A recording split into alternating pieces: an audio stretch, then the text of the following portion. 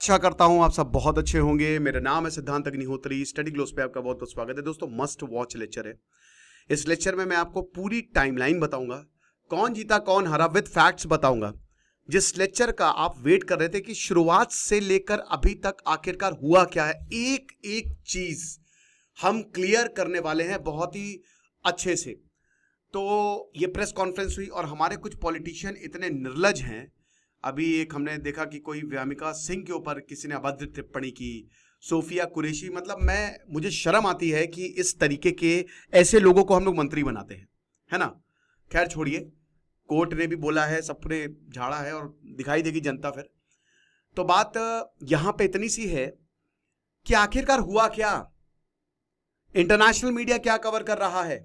चलिए दोस्तों, ये कॉम्बो जो है चाणक्य नीति प्लस पर्सनालिटी डेवलपमेंट का, इसका लिंक डिस्क्रिप्शन बॉक्स में दिया है। सिर्फ आज के दिन हमने ये ऑफर निकाला है, समर 500 रुपए का मिल रहा है।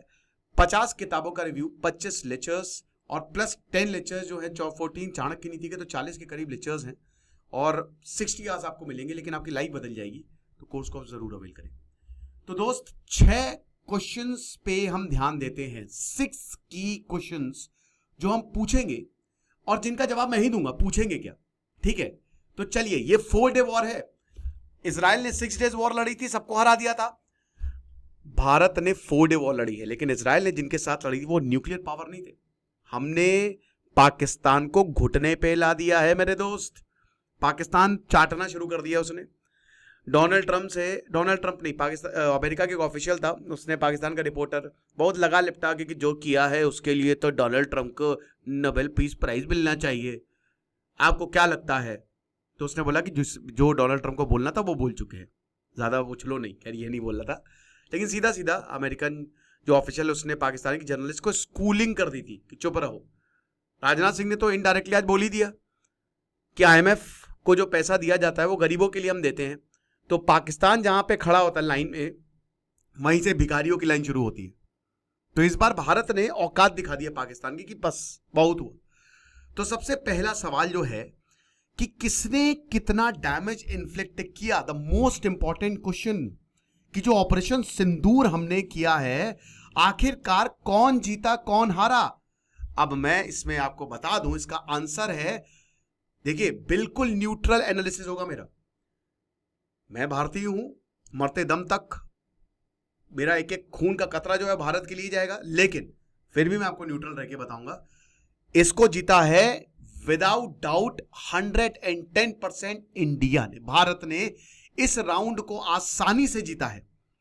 पाकिस्तान में के अंदर घुस के तबाही मचाई है और जितने भी वांटेड टेररिस्ट है वो सबको एलिमिनेट किया है। भाई हमारा फुल फ्लेजेड वॉर था ही नहीं ऑब्जेक्टिव। अगर हम फुल फ्लेजेड वॉर करते तो ये आपको मैप दिखता नहीं, अखंड भारत हो जाता। फेज 1 कंप्लीटेड अखंड भारत का। तो जितने भी आपको पाकिस्तान के एयरबेसेस दिख रहे हैं, हमने 2016 में सर्जिकल स्ट्राइक पीओके में की। हमने बोला देखो पीओके में मारेंगे। हमने खैबर पख्तूनख्वा में 2019 में बम बरसा दिए। अब हमने पंजाब से लेकर सिंध तक बम बरसा दिए कि कहीं पे भी चुप होगे। जो पीएम मोदी ने बोला था कि कहीं पे भी आतंकवादी जाएंगे उनको घुस के मारेंगे। तो सारे के सारे डिफेंस सिस्टम को खत्म कर दिया है हमने। नो टेरर लिंक्ड फैसिलिटीज आप देख रहे हैं, ये रहीम यार खान, रफीकी, सरगोदा, मुरीद, पसरूर, चुनियान, सियालकोट, जेकोबाबाद, सुक्कुर, भोलारी और सरगोदा में तो भैया यहां पे तो इनका कायराना हिल्स है। न्यूक्लियर रेडिएशन निकल रहा है क्या। पाकिस्तान मिलिट्री ने खुद बोला है कि हमारे 31, जिसमें 12 बच्चे थे, ये मारे गए और 57 घायल हुए। लेकिन भारत ने कहा है कि ये आंकड़ा बहुत ऊपर है, 200 के ऊपर मारे गए, जिसमें से ज्यादातर क्या 90% टेररिस्ट है और बाकी इनके मिलिट्री वाले हैं। समझ रहे हो, 130 से 140 हाई वैल्यू टेररिस्ट मारे गए और भारत ने पाकिस्तान का प्रोपागेंडा जो है वो सबके सामने एक्सपोज किया है। भारत ने ये बताया है कि देखिए कैसे ये मोस्ट वांटेड आतंकवादी के फ्यूनरल्स में जा रहे हैं, बड़े बड़े जनरल्स, और इनको स्टेट फ्यूनरल दे रहे हैं। यूसुफ अजहर मारा गया, IC 814 का हाईजैकर। लश्कर तैयबा मुरीदके का हेडक्वार्टर अबू जंदाल मारा गया, जो चलाता था पूरा का पूरा। जैश मोहम्मद हसन मारा गया, जो बेटा है किसका, ऑपरेशनल कमांडर, जो terror group Pakistan occupied Kashmir में चलाता था, उसका बेटा। और साथ ही साथ जो 7 मई को शेलिंग हुई जम्मू कश्मीर में, उसमें हमारे 16 लोग मारे गए दोस्तों, जिसमें 5 बच्चे थे, एक आर्मी जवान जो है वीर गति को प्राप्त हुए। 50 लोग घायल हुए, और हमने जो गोलियां बरसाई है वहां के 50 लोग मरे। जाहिर सी बात है, अगर आम इंसान मरते हैं तो ये बहुत ही, ये इट्स नॉट गुड, ठीक है। लेकिन अब पाकिस्तान अगर ऐसा करेगा तो हम पकड़ के मारेंगे, ढूंढ ढूंढ के मारेंगे। अब चलिए हम एक बार टाइमलाइन देख लेते हैं क्या हुआ है, ठीक है ना। देखिए 7 मई को हमने ऑपरेशन सिंदूर जो है वो कंडक्ट किया। 7 मई को ही शेलिंग जो है वो पाकिस्तान की तरफ से शुरू हुई, सीज फायर का वायलेशन किया। फिर रात में हमने ऑपरेशन सिंदूर के तबाही मचा डाली। वैसे शेलिंग दोस्तों जब से शिमला एग्रीमेंट सस्पेंड किया पाकिस्तान ने तब से हो रही थी। 8 मई को पाकिस्तान ने सिविलियंस को मारना चाहा, है ना। 300 से 400 ड्रोन्स भेजे थे दोस्तों। 26 लोकेशंस पे हमला किया था, मिलिट्री टारगेट्स पे हमला किया था जो वेस्टर्न बॉर्डर है। लेकिन जितने भी अटेम्प्ट्स थे उन्होंने तबाही मचा डाली। हमारे मेड इन इंडिया जो डिफेंस सिस्टम है, आकाश हो गया, बराक हो गया, हमारा D4 हो गया, ये तो बहुत बढ़िया रहे ही रहे। उसके बाद S-400 मिल के सबने 100% एफिशिएंसी दिखा दी। लेकिन कुछ डिफेंस पर्सनल भी इंजर्ड हुए जो शेलिंग हुई जम्मू कश्मीर में। और भारत ने फिर उसके अगले ही दिन ड्रोन अटैक कर दिया, ठीक है ना। 8 और 9 मई को अगले ही दिन ड्रोन अटैक कर दिया। इसमें लाहौर गया, कराची गया, 9 लोकेशंस पे हमने मारा। फिर उसके बाद हमने 9 मई को 15 ब्रह्मोस मिसाइल मारी, समझ रहे हो।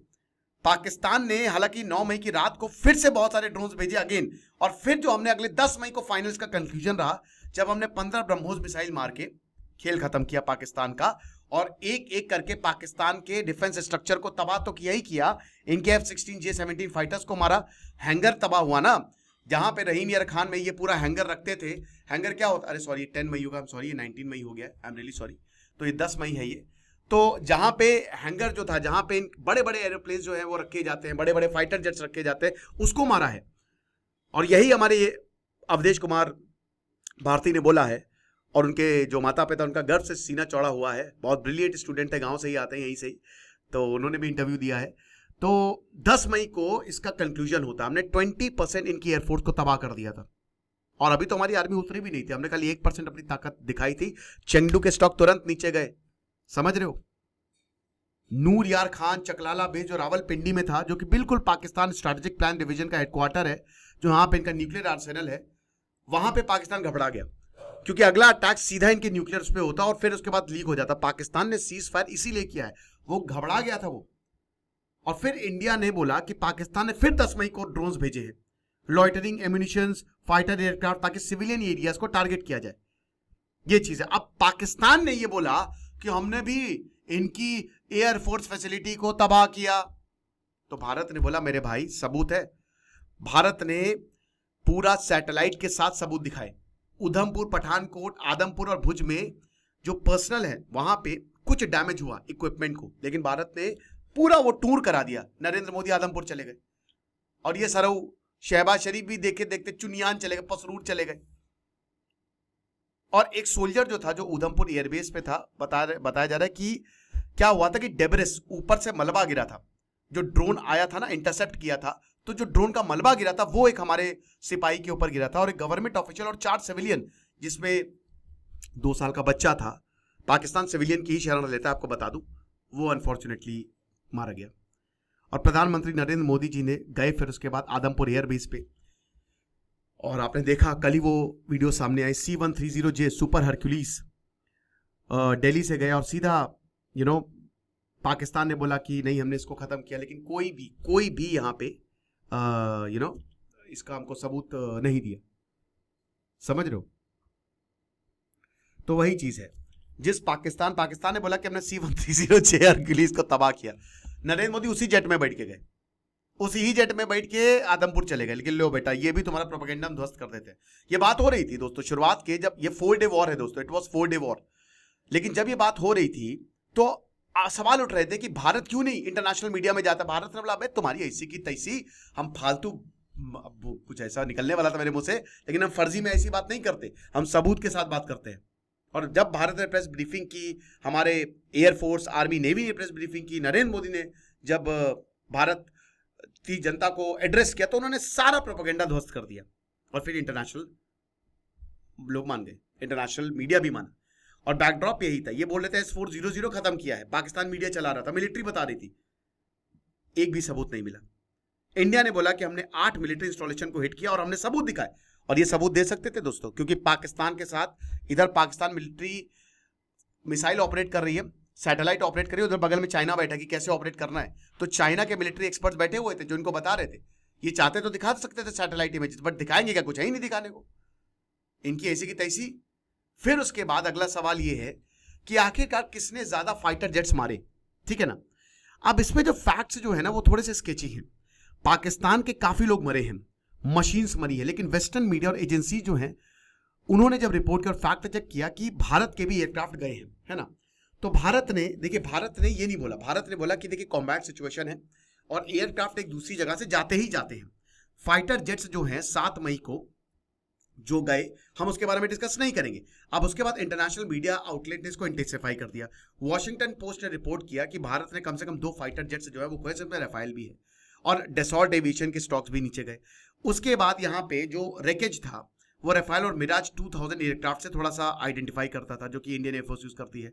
अब उसके बाद अमेरिका और फ्रेंच एक्सपर्ट्स ने ये एनालिसिस को सपोर्ट किया, लेकिन अभी भी दोस्तों अनक्लियर है। बीबीसी ने वेरीफाई किया कि हाँ वीडियोस आ रहे हैं पंजाब के भटिंडा से जो एयरक्राफ्ट वहां पे लगे हैं। ये कहा गया, ये सिर्फ और सिर्फ स्पेकुलेशन थे कि शायद ये फ्रांस का air to air missile type जो यूज होता है मिराज 2000 राफेल फाइटर जेट में लगता है, शायद ये रेकेज उसी का है। राइटर ने ये कंफर्म किया 9 मई को और 2 यूएस ऑफिशियल को साइट किया। अब यहां पे पाकिस्तान, ये राउटर्स ने कंफर्म कर दिया कि चाइना के J-10 एयरक्राफ्ट जो हैं वो उसने जो है वो पाकिस्तान ने खोए हैं। लेकिन ऑन दी अदर हैंड ये भी बोला गया कि भारत के भी 2 एयरक्राफ्ट जो है वो गए हैं। CNN ने रिपोर्ट किया कि फ्रेंच इंटेलिजेंस ऑफिशियल ने यह बताया कि पाकिस्तान ने एक इंडियन राफेल को मारा है, ठीक है ना, और फ्रेंच अथॉरिटीज के इन्वेस्टिगेट कर रही हैं।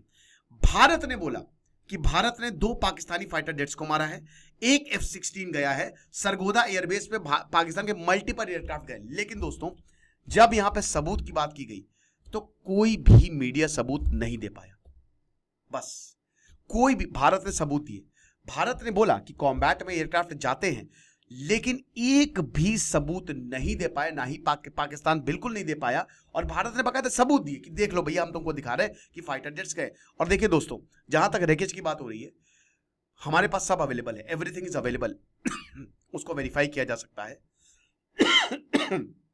उसको देखा जा सकता है, लेकिन इसके भी सबूत नहीं मिले। हमने उनका अवाक उड़ाया, इसका भी हमने सबूत दिया। 2 GF-17 गए और जो एयर हैंगर इनका उड़ाया उसमें F-16 भी थे, कहा गया है। अब एयरफोर्स एयर मार्शल ने बोला कि देखिए हम सही समय पे आपको बता देंगे कि क्या हुआ है, लेकिन अभी हम ये नहीं बताएंगे। अब देखिए 2 चीज, एक और चीज समझिए इसमें। जब एयर मार्शल से पूछा गया कि अच्छा भारत के एयरक्राफ्ट गिरे हैं, बोले कि देखिए कॉम्बैट में एयरक्राफ्ट गिरते हैं, लेकिन कितने गिरे हैं, कौन से गिरे हैं, वो मैं अभी भी नहीं बताऊंगा, अभी हम इसको इन्वेस्टिगेट कर रहे हैं, सही समय पे आपको पता चल जाएगा।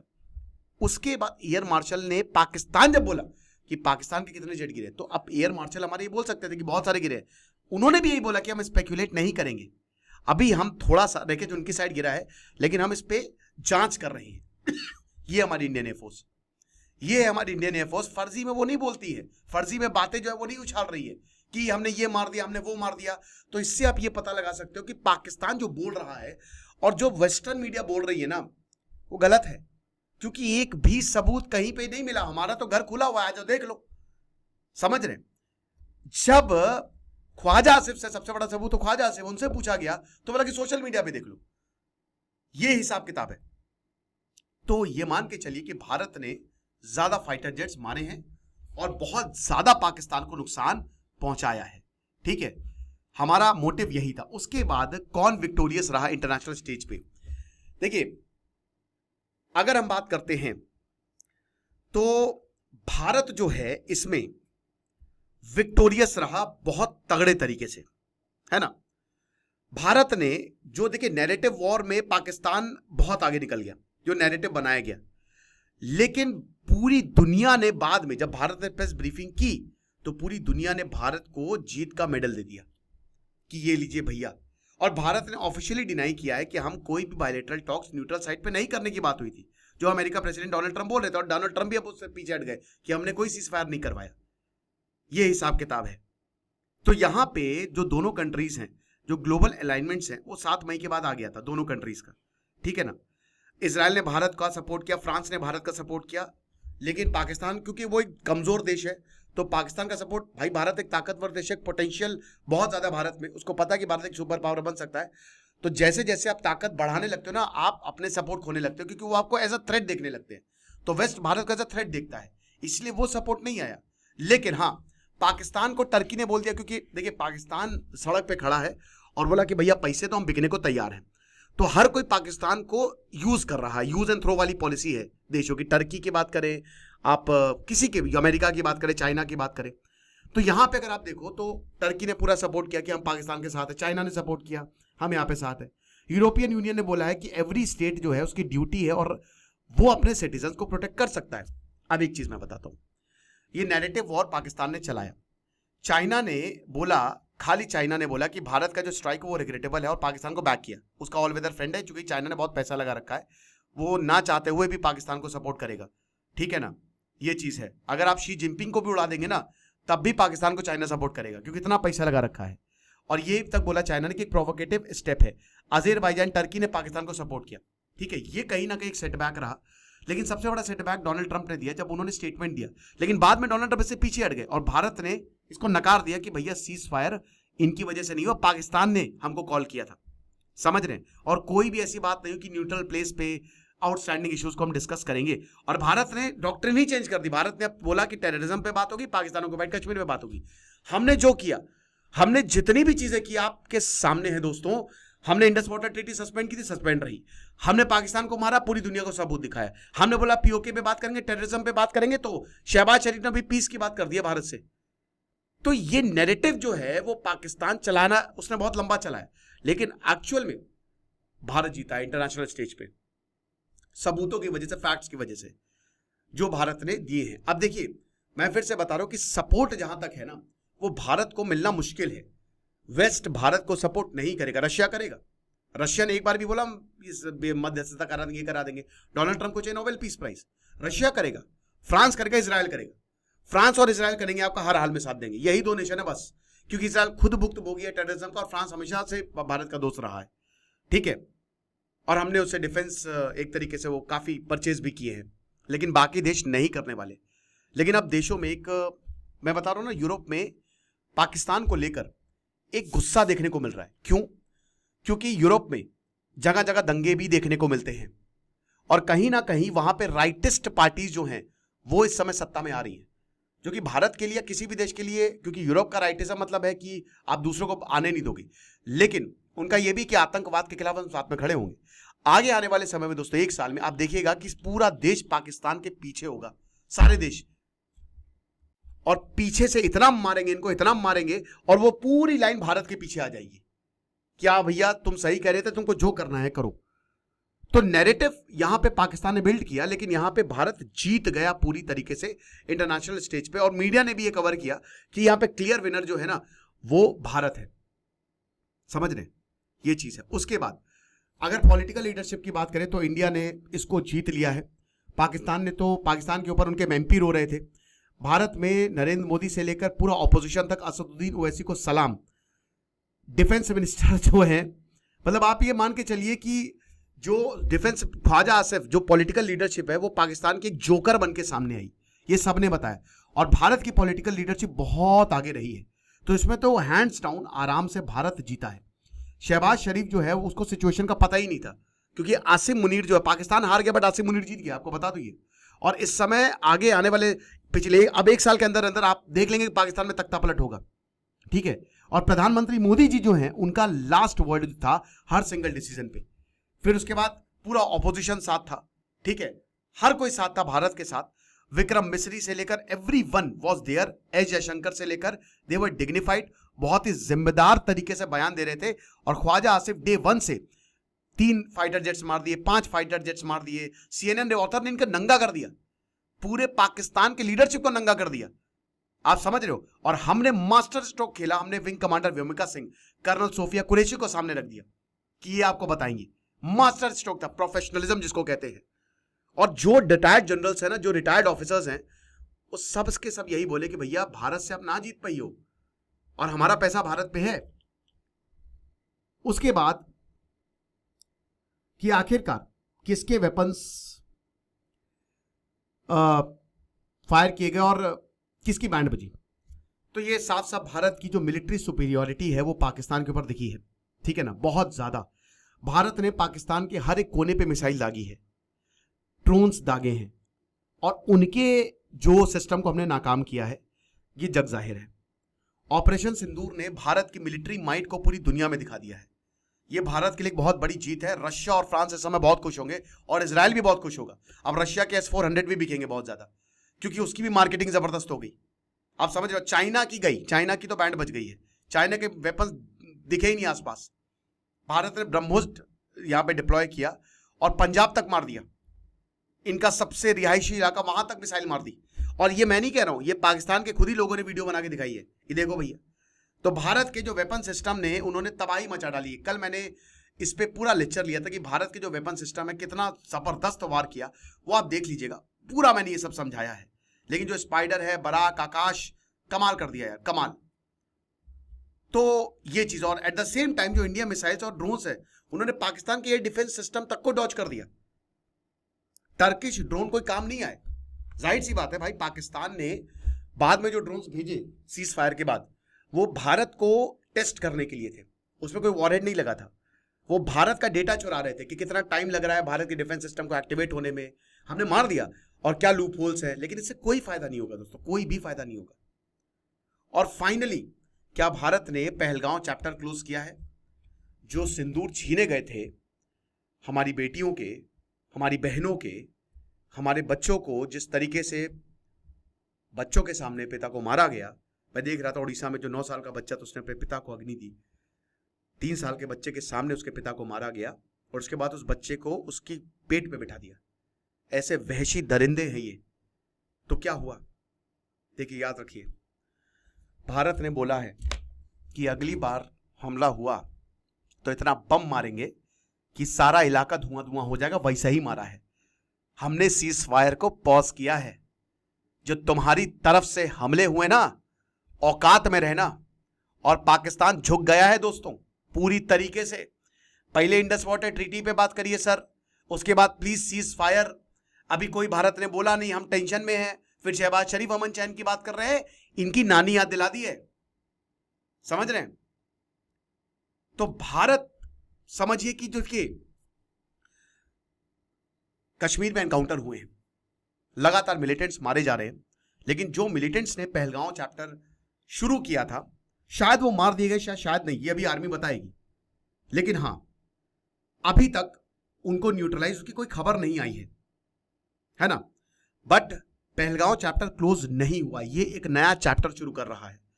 पहलगांव में जो हुआ दोस्तों, अब भारत का इतिहास एक नए सिरे से लिखा जाएगा। जो भारत अभी तक पाकिस्तान को, चलो यार ठीक है, कभी ना कभी ये सही रास्ते पे आ जाएगा। आज भारत ने समझा कि जब तक इसको गिरा के नहीं, जब आपको याद होगा कि पहले के जमाने में जो हिंदी मीडियम या इंग्लिश मीडियम जो स्कूल होते थे, जब प्रिंसिपल का दिमाग खराब होता था कितना मारता था नंगा करके कहीं पे भी। तो जब तक वैसे पिटाई नहीं होगी ना पाकिस्तान की, एक एक बॉडी पार्ट पे इसके नहीं लात पड़ेगी ना, तब तक ये मानेगा नहीं। ठीक है, तो भारत की अब पॉलिसी ही चेंज होगी। भारत ने अपनी डॉक्ट्रिन को ही चेंज कर दिया है कि हम टेररिज्म पे बात करेंगे, पीओके पे बात करेंगे, यानी कि हम पाकिस्तान से कभी बात नहीं करेंगे। और पाकिस्तान अगर कुछ भी एरा गैरा किया तो वो एक्ट ऑफ वॉर होगा हमारे खिलाफ। और अभी आप देखिएगा, अभी यूनाइटेड नेशन जो सैंक्शन कमेटी 1267, उसमें भारत की डिप्लोमेटिक टीम पहुंच गई है। ठीक है, हम कह रहे हैं कि चलो सक्सेस ना मिले, चाइना है परमानेंट मेंबर, वीटो कर देगा, लेकिन भारत जो है ना, वो अब इनको डिप्लोमेटिकली ऑसिलेट करेगा। तो युद्ध अभी शुरू हुआ है।